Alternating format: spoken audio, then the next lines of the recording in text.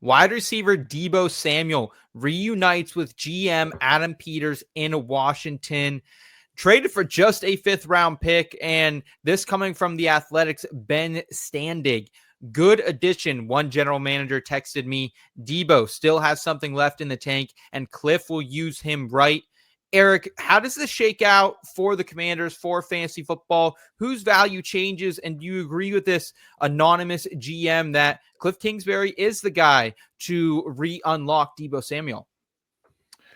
Yeah, I like the marriage between Deebo Samuel and Kliff Kingsbury more than I care about any past connection to Adam Peters, right? That's probably why the deal got done, just because there's that familiarity there. But ultimately, I feel like this is pretty close to a slam dunk type of fit here for the Commanders, right? We obviously saw last year what Terry McLaurin can be in the NFL when he is unlocked and has not only competent quarterback play, borderline MVP caliber quarterback play, elite shit, right?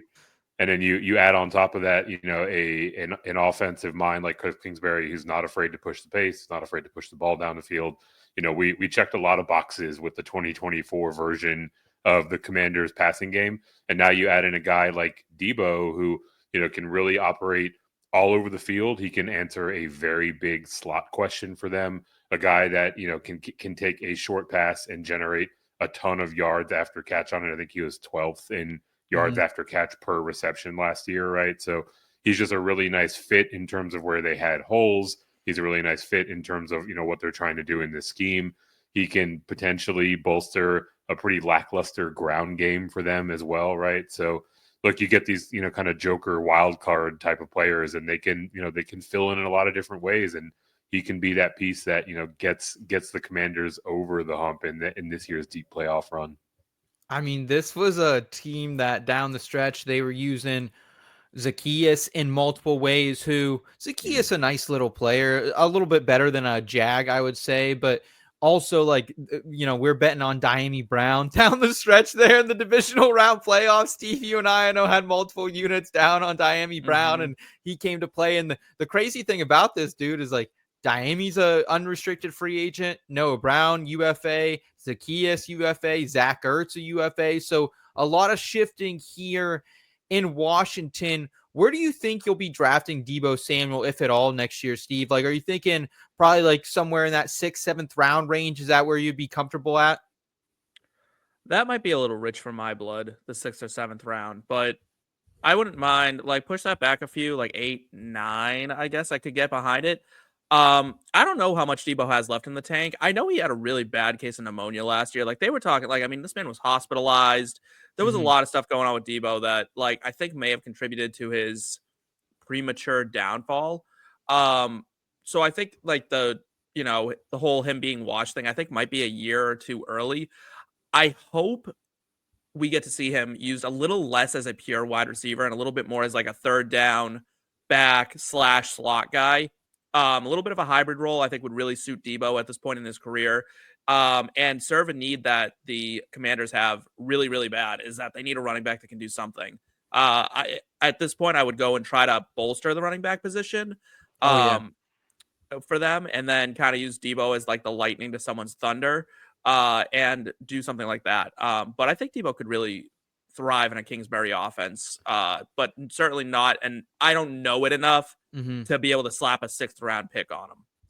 I think nobody can get manufactured touches in someone's hand like Kliff Kingsbury. So I'm really excited for what Deebo could potentially do here. I think they will probably add a running back. I mean, there's really, a dozen plus guys who could be NFL starters, a lot of guys who could be number 2s here in this league coming in the 2025 class. So, and it just feels like, I'm not trying to poo-poo Brian Robinson at all.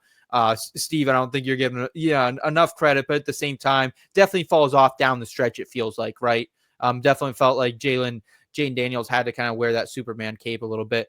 On the other side of the coin here, Eric, how do you think this shakes out for the San Francisco 49ers? Is it wheels up for both Jauan Jennings and Ricky Pearsall as kind of mid to, 8th, 9th round flyers potentially?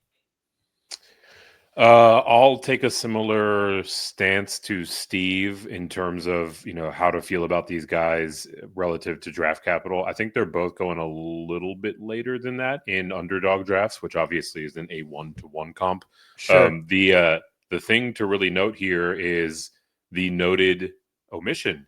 You made no mention of Brandon Ayuk, who's currently still on the roster, and I think what happens to him, as there are trade rumors swirling right now Might be out heading out to there. the bird, baby. Let's go. Yeah, he could be heading to a number of places, but if he's out the door, then very clearly it is going to be wheels up for Jennings, for Rolex Ricky, and for probably another rookie that they go out and draft, right? And these are the ramifications, right? You What have if a Ayuk window when stays? you're I think Then if Ayuk stays, he is a premium option, right? I think that we're going to see Brock Purdy return to shades of the 2023 version that we saw of him out there, and there's going to be less target competition from a guy like Deebo Samuel, right? So, Jennings will take an incremental step forward. We'll get a good chance to see what Ricky Pearsall can be, with a full workload and a full season. But I think we're going to see pretty similar floor out of Brandon Ayuk if he remains in San Francisco, and an incrementally higher ceiling, which will make him interesting in best ball formats and season-long formats. Someone's got to step up there as a leader, so I'm kind of excited to see who. Someone does. It'll be George Kittle. I think we're forgetting that man exists right now. Would you, Steve, if you had to not in where you would be taking them ADP, but in priority on your list, who would you be targeting? Kittle. I've been seeing McCaffrey. I mean, his ADP. I have a little bit of McCaffrey I'm worried. shares I'm right worried now. about McCaffrey. End of second round, I've been getting him on some best balls. I can't. That could be good. Achilles injuries scare me because it's not it's just hard to predict. It's hard to predict what that's going to do to his health, how long he's going to be able to keep that from being an issue. Is his speed affected? Blah, blah, blah, blah, blah, right? So I don't know. So Kittle's the guy then. So Kittle's the guy because he'll cost less than McCaffrey, because McCaffrey's still going at a spot where if you miss, your season might be ruined. Eric, if you had to rank the 1, 2, 3, 4 priorities in your draft list, San Francisco skill players, where are you going? 5 actually, 1 through 5. Ayuk, assuming Ayuk's there.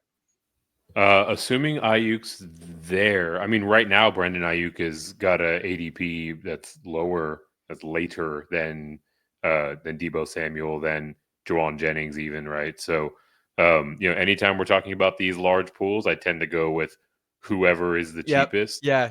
In a vacuum, I probably would lean towards Kittle, but he kind of falls into a point in the draft where even though he's cheaper, I don't know if I really want to be taking tight ends around that point, right? Agreed. So for me, what I'll say is I'm happy to take CMC at where he's currently being drafted. I think we're getting a sufficient discount on him. That'll get steamed up by August, but yeah. I don't know if he will. I really don't know if he will. I think anytime you see a number 1 overall pick just piss down their leg like this, people remember that, and they really hold it against them next year. And then he has legitimate question marks, right? Like, this isn't just the fantasy market being in their feels and saying, forget that guy, right? Like, another year older, a bunch of miles on those wheels. You're gambling. Coming off those injuries, right? So I think he's hovering around a point where I'd probably have some interest in him.